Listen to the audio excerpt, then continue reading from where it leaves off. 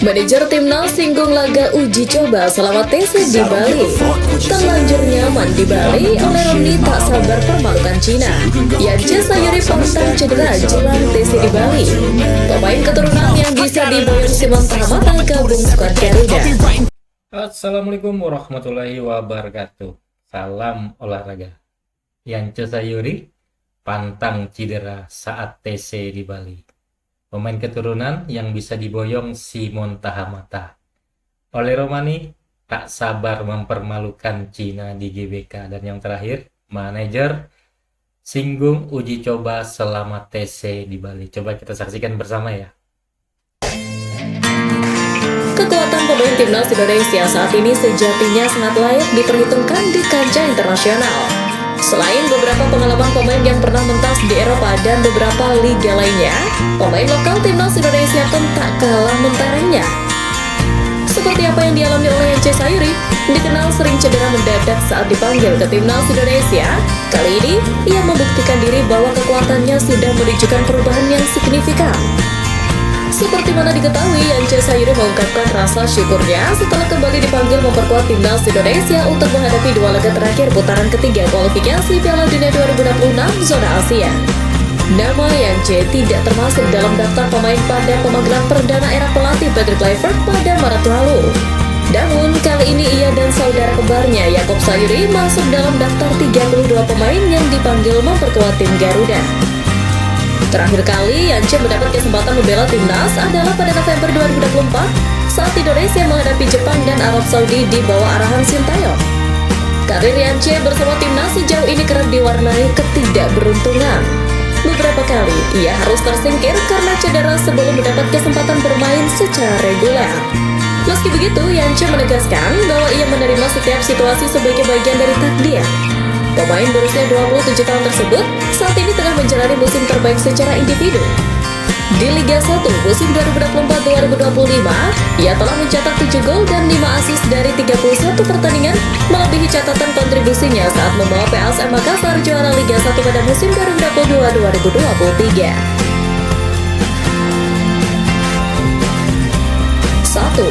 Pascal Struijk. Sosok pemain top yang sebetulnya sudah lama masuk dalam radar pecinta sepak bola Indonesia ialah Pascal Struijk. Pemain yang berposisi sebagai bek ini disebut jadi kandidat yang oke untuk timnas Indonesia.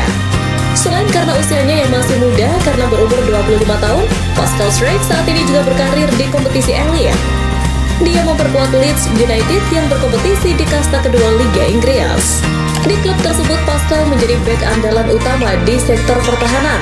Artinya, dia adalah sosok pemain yang cukup kompetitif untuk bisa menjadi amunisi baru di skuad Garuda. 2. Jadon Oosterwolde.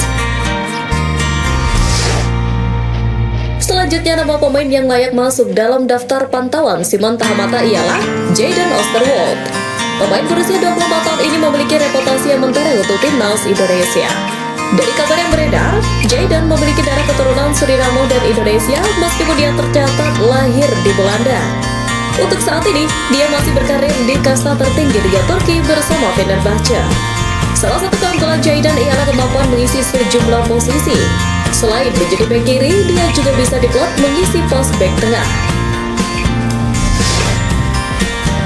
3. Dean Zandbergen. Pemain paling baru yang layak mendapatkan perhatian dari Simon Tahamata ialah Dean Zandbergen. Pasalnya, penyerang kelahiran Belanda ini usianya masih tergolong muda, yakni 23 tahun. Dean menjadi salah satu aktor penting di skuad Triple V Venlo pada kasta kedua Liga Belanda. Sepanjang musim ini, dia sudah menghasilkan 5 gol serta 4 assist untuk timnya tersebut.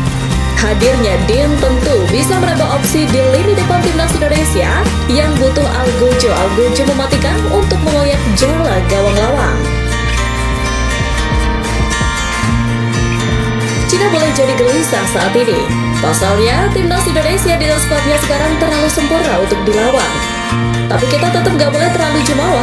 Di sisi lain, aksi semangat ditunjukkan penyerang timnas Indonesia oleh Romni yang tak sabar segera menggebuk timnas Tiongkok di rumput lapangan hijau Gelora Bung Karno. Namun, sebelum mengobok-obok pasukan Branko Ivankov 5 Juni mendatang, Ole sudah tiba di Bali menjelang pemusatan latihan timnas Indonesia di Bali United Training Center. Pemain berusia 24 tahun itu mengaku baru kali pertama mengunjungi Pulau Dewata. Bagi Romney, cuaca Bali saat ini lebih panas dibandingkan dengan Jakarta. Karena baru 1 hari tiba, pemain kelahiran asal Belanda itu belum banyak mengeksplorasi Pulau Dewata, termasuk pemusatan latihan milik Serdadu Tridatu. Meski begitu, tak menutup kemungkinan jika Ole Romney bakal terhipnotis dengan keindahan Pulau Surga ini.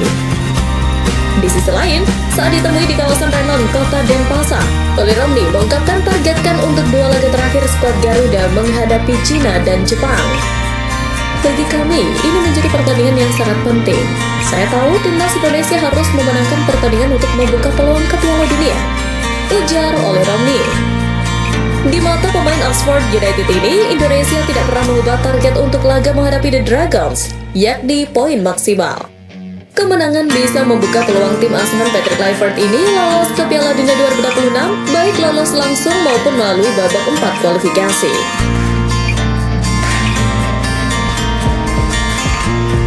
Bali bukan tempat untuk liburan semata, tapi Pulau Dewata ini menjadi titik temu para pemain timnas Indonesia untuk berlatih melawan 2 raksasa Asia Juni mendatang. Jelang laga krusial nanti, manajer timnas Indonesia Sumarji menjawab soal agenda uji coba selama pemusatan latihan di Pulau Dewata. Perlu diketahui, pemusatan latihan kali ini hanya akan berlangsung sepekan hingga tanggal 31 Mei. Beberapa pemain seperti Ole Romney, Marcelino Ferdinand, dan Asnawi Mangko Alam Bahar yang berkiprah di luar negeri sudah berada di Bali. Mereka sengaja berlibur dahulu di Pulau Dewata itu. Adapun pemain-pemain Liga 1 akan bergabung secara bertahap. Sebagian besar pemain akan bertanding di pekan ke-34 Liga 1 hingga hari ini. Pemain lainnya seperti Calvin Verdong dan Mason Gers akan bergabung setelah menjalani laga playoff pada akhir pekan ini. Semua pemain akan bergabung secara bertahap. Sementara itu, setelah sebelumnya santer dikabarkan timnas Indonesia akan melakukan uji coba di Bali, manajer timnas Indonesia Sumarji pun memberikan jawabannya. Tes timnas Indonesia sesuai jadwal mulai 26 Mei. Untuk uji coba belum ada pemberitahuan, dan tim akan kembali ke Jakarta pada tanggal 1 Juni, kata Sumarji. Satu hal yang pasti, timnas Indonesia untuk saat ini tetap fokus dulu aja sama 2 laga sisa. Bisalah kita maksimalkan laga ini buat raih poin penuh. Yang penting tetap gembleng penuh kekuatan kita buat hancurkan 2 raksasa Asia di atas lapangan.